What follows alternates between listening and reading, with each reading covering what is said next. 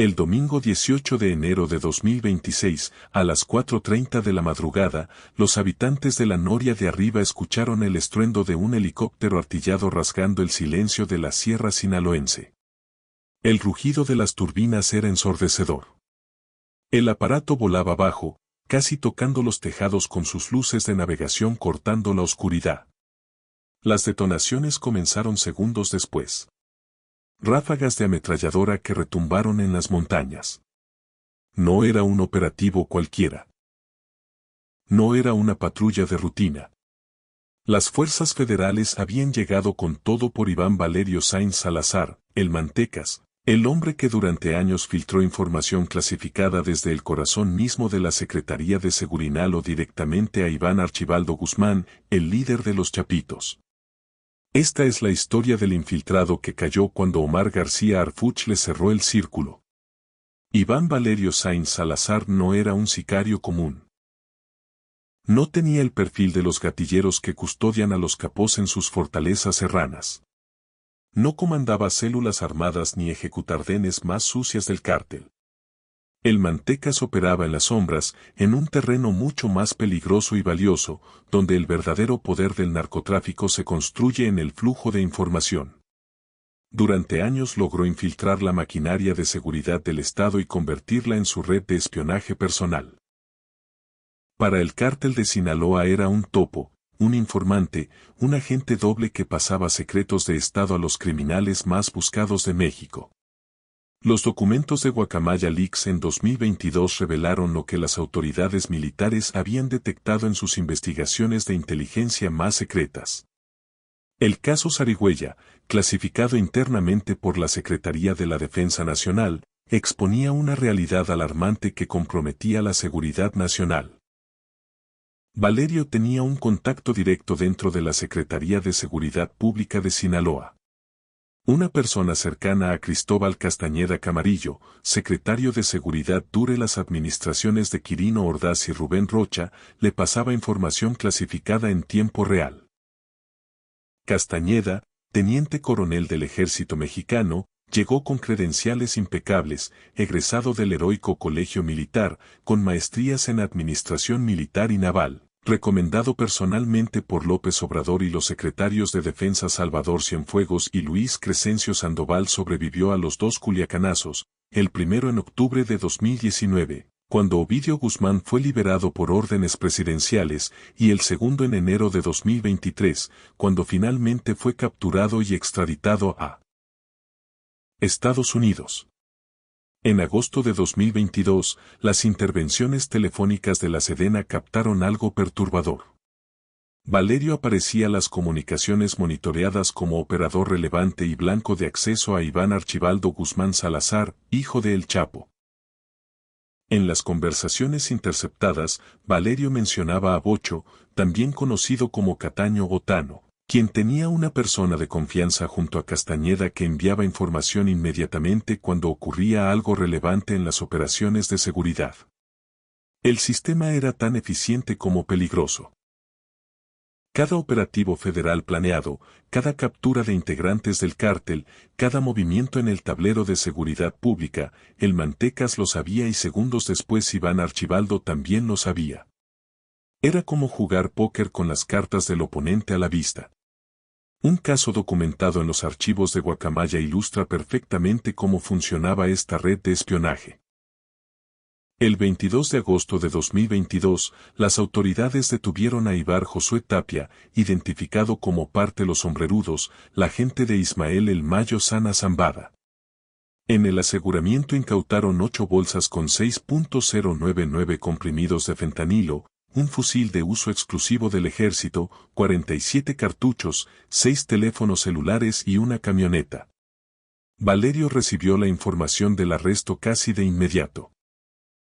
Las intercepciones telefónicas revelaron que en llamadas monitoreadas por la Sedena se escuchó discutir con sus contactos sobre la posibilidad de hacer un desmadre como represalia por la detención. La amenaza era concreta, planeaban una acción violenta para rescatar al detenido o vengar su captura, pero desconocían dónde estaba recluido Tapia. La Secretaría de Seguridad respondió enviando 8 rifles y 15 equipos por si pretendían reaccionar. No era protocolo normal, era confirmación de que sabían que había una filtración activa. La Sedena documentó lo que llamó la vulnerabilidad de la Secretaría de Seguridad Pública de Sinaloa. En sus informes clasificados señalaban que un informante del cártel daba parte directamente a Iván Archibaldo Guzmán Salazar. No era un caso menor de corrupción policial, como los que ocurren en corporaciones municipales, era una brecha de seguridad nacional de las más graves, que comprometía todas las operaciones contra el narcotráfico en uno de los estados más violentos y estratégicos del país.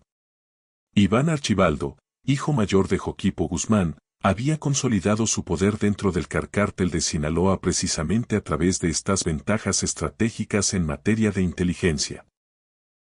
Mientras su hermano Ovidio fue capturado y extraditado en enero de 2023 y otro hermano, Joaquín Guzmán López, traicionó y entregó a El Mayo Zambada a autoridades estadounidenses en julio de 2024, Iván Archibaldo seguía libre. No era suerte, no era solo habilidad para esconderse, era información de primera mano. Era saber qué iban a hacer las autoridades antes de que lo hicieran. El Mantecas no solo pasaba información sobre operativos, funcionaba como un sistema de alerta temprana que permitía a los chapitos anticipar movimientos de autoridades, reposicionar sus fuerzas, proteger laboratorios de metanfetamina y asegurar rutas de tráfico de droga. Cada dato que filtraba valía millones de dólares en droga no confiscada en operadores que no eran detenidos, en cargamentos de fentanilo que llegaban a su destino en Estados Unidos sin ser interceptados. Cristóbal Castañeda Camarillo renunció a la Secretaría de Seguridad de Sinaloa el 25 de agosto de 2023, apenas un año después de que los documentos de Guacamaya Leaks expusieran públicamente la infiltración. Oficialmente fue decisión personal. El gobernador Benrocha Moya elogió su profesionalismo, rectitud y entrega al cargo. Nadie mencionó la filtración expuesta. La renuncia se presentó como un cambio administrativo normal. En junio de 2024, Castañeda fue nombrado secretario de Seguridad del Estado de México, cargo que actualmente continúa ejerciendo bajo el gobierno de Delfina Gómez. Pero el Manteca siguió operando sin Castañeda al frente de la Secretaría de Seguridad sinaloense. Valerio tuvo que reconfigurar sus redes de contacto, buscar nuevos informantes, adaptarse al nuevo escenario político y policial. Mocorito, su territorio natal, virtió en su refugio desde las comunidades serranas de la Noria, seguía siendo un activo extremadamente valioso para Iván Archibaldo Guzmán. El contexto en el que operaba el Mantecas era el de un cártel de Sinaloa fracturado y en guerra civil. Desde julio de 2024, cuando Joaquín Guzmán López entregó a Ismael El Mayo Zambada en un aeropuerto de Estados Unidos. La organización se dividió en dos facciones en frente a muerte. Por un lado, los Chapitos, liderados por Iván Archibaldo y Jesús Alfredo Guzmán. Por otro, la Maliza, controlada por Ismael Zambada Siqueiros, alias Mayito Flaco, hijo de El Mayo. Sinaloa era un campo de batalla donde cada semana caían decenas de muertos en enfrentamientos entre ambos bandos. Durante 2025 cayeron operadores clave los Chapitos en una ofensiva sistemática de las autoridades federales. Kevin Alonso Gil Acosta al 200, secretario personal y jefe de seguridad de Iván Archibaldo, detenido en febrero. José Ángel Canovio Elguerito, operador financiero y cerebro del tráfico de fentanilo, también en febrero. Óscar Noé Medina El Panú, jefe del aparato de seguridad, abatido en diciembre en un ataque armado en la Ciudad de México. También arrestaron a familiares directos de Iván Archibaldo, su suegro Mario Alfredo Lindoro Navidad y su cuñado Mario Lindoro Gelins, ambos operadores financieros clave del grupo criminal. La presión sobre los Chapitos era brutal e implacable. Cada semana cae un operador importante. García Harfuch se trasladó personalmente a Sinaloa en diciembre de 2024 para coordinar las operaciones sobre el terreno. El cerco se estrechaba e Iván Valerio, el Mantecas, el infiltrado que había pasado años operando desde las sombras, estaba en la lista de objetivos prioritarios. Las autoridades federales sabían quién era, qué hacía y dónde estaba. Solo era cuestión de tiempo. El domingo 18 de enero de 2026, a las 4:30 de la madrugada, la noria arriba despertó con el rugido de un helicóptero artillado volando bajo, casi tocando los techos. Habitantes que se asomaron a las ventanas vieron las luces de la aeronave recortándose contra el cielo oscuro. El estruendo de las turbinas era ensordecedor. Minutos después llegaron las camionetas. Decenas de vehículos blindados del Ejército, Guardia Nacional y Marina entraron al poblado por el Camino Real, la ruta que conecta la noria de arriba con la noria de abajo. El operativo se había planeado con precisión milimétrica. No era un despliegue improvisado. Fuerzas especiales del Ejército mexicano lideraban la operación con apoyo táctico de la Guardia Nacional y elementos de élite de la Marina. La coordinación entre las tres instituciones era resultado directo de las instrucciones de García Harfuch, secretario de Seguridad y Protección Ciudadana desde octubre de 2024 bajo el gobierno de Claudia Sheinbaum. El objetivo era Iván Valerio Sainz Salazar. Órdenes claras. Captura con vida, si es posible sin bajar la guardia. El Mantecas podría estar armado, podría tener escoltas del cártel, podría resistirse con fuego. En Sinaloa, en medio de la guerra entre los Chapitos y la Maliza, cualquier operativo podía convertirse en enfrentamiento letal. Los elementos castrenses se desplegaron por tierra y aire. El helicóptero artillado sobrevolaba la zona monitoreando movimientos, proporcionando cobertura aérea a las tropas terrestres. Las unidades en camionetas bloquearon las vías de escape. Era un cerco completo. Poco después de las 5 de la mañana comenzaron las detonaciones. Algunos testigos reportaron que las ráfagas provenían del helicóptero. El nivel de fuerza desplegado indicaba la importancia del objetivo. Operativos con helicorros artillados disparando solo se habían visto en capturas de alto perfil. El enfrentamiento duró varios minutos. Las fuerzas federales avanzaron mientras el helicóptero proporcionaba vigilancia. Finalmente, a las 6:30, Valerio fue detenido. Objetivo logrado sin bajas propias. Sospechoso capturado con vida. Valerio fue trasladado inmediatamente. En Sinaloa, cada minuto después de una detención de alto perfil es tiempo para que el cártel organice represalias. Los convoys salieron con el detenido custodiado, escoltado por el helicóptero.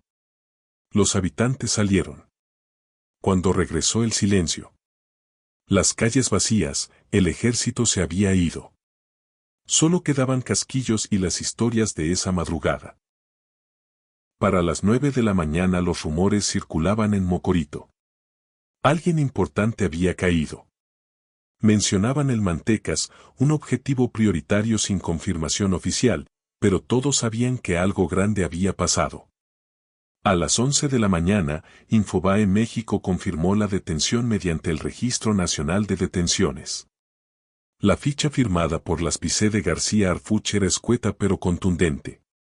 Nombre completo Iván Valerio Sainz Salazar, el Mantecas.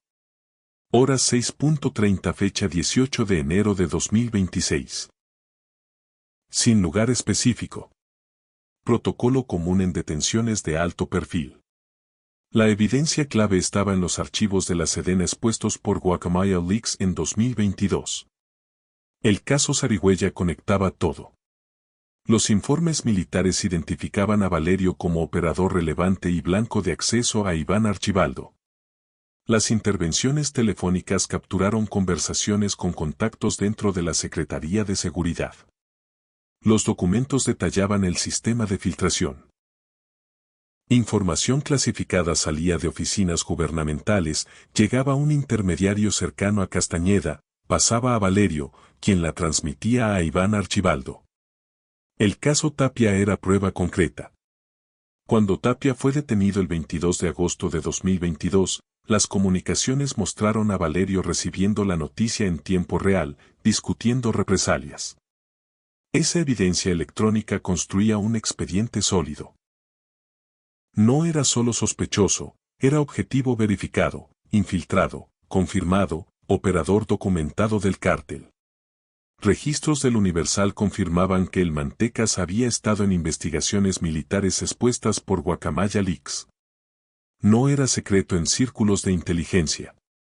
El problema era que hasta el 18 de enero de 2026 nadie había podido capturarlo. La evidencia física del operativo era videos grabados mostraban el helicóptero artillado, fotografías de camionetas militares, testimonios de detonaciones. Todo corroboraba que el operativo fue real, violento y exitoso. Medios como Río 12 y Milenio reportaron los detalles desde temprano. Confirmaron participación del Ejército, Guardia Nacional y Marina. Confirmaron que el helicóptero disparó. Confirmaron enfrentamiento armado, aunque no quedó claro si hubo intercambio bilateral o solo disparos federales. No había comunicado oficial. Ni Sedena, ni Guardia Nacional, ni Marina, ni SPC emitieron boletín sobre la detención. El silencio institucional era deliberado. En operaciones contra Sinaloa, las autoridades mantienen discreción hasta tener al detenido completamente asegurado. Pero la ficha en el REM no mentía. Valerio estaba bajo custodia federal. La firma de las SPE significaba que García Harfuch tenía control directo y eso significaba que Valerio no saldría libre fácilmente. Al cierre de este reporte, ni García Harfuch ni funcionarios federales habían declarado públicamente sobre la detención de El Mantecas. El silencio oficiaba con la velocidad de la información en medios locales y redes. Sin embargo, la estrategia de García Harfuche era clara.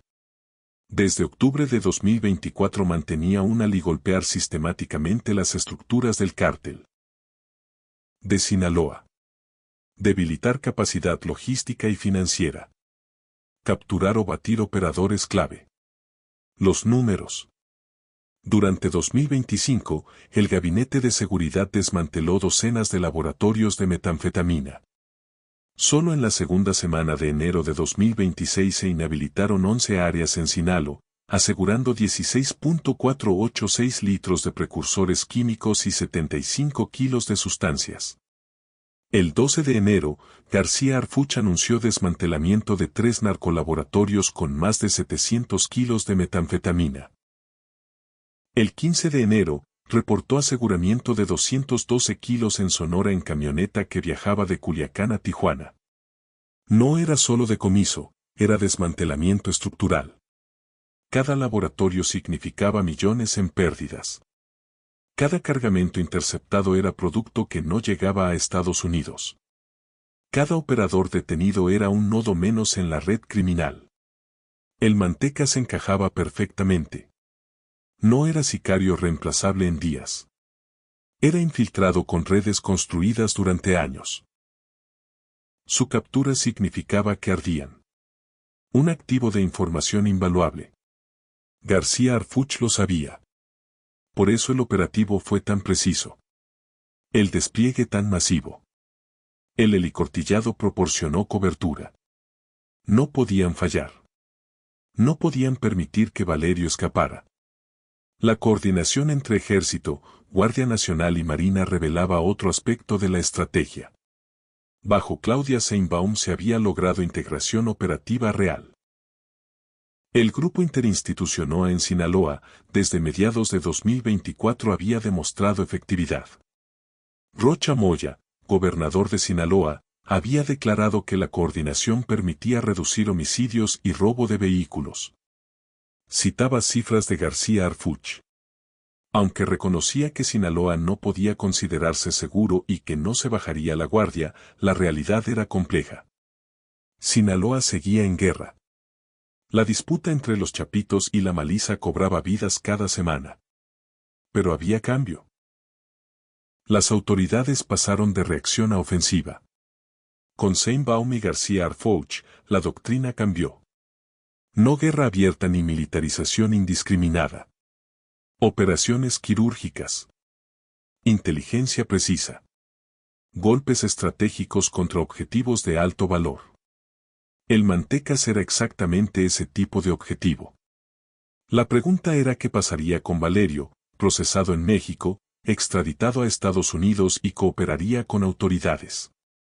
Su conocimiento sobre redes de infiltración podía ser extremadamente valioso.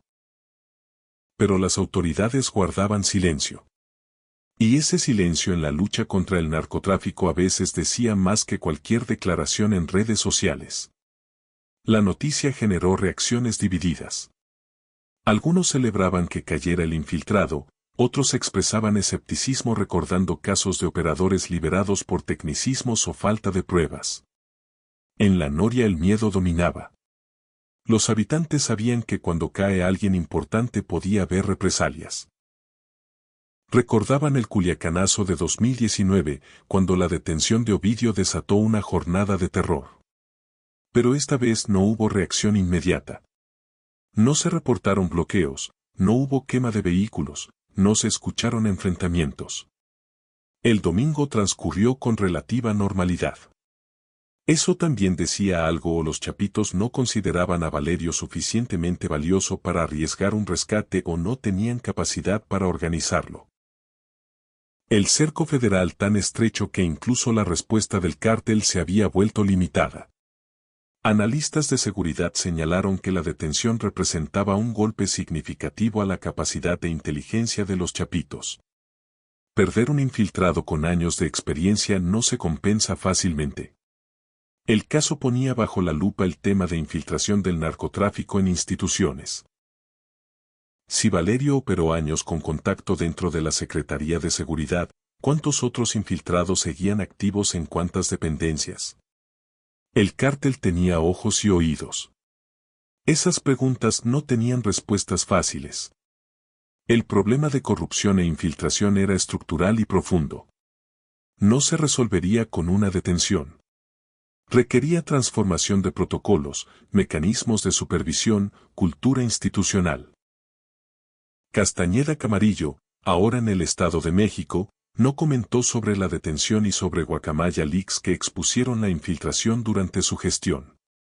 Su silencio también era significativo para Iván Archibaldo.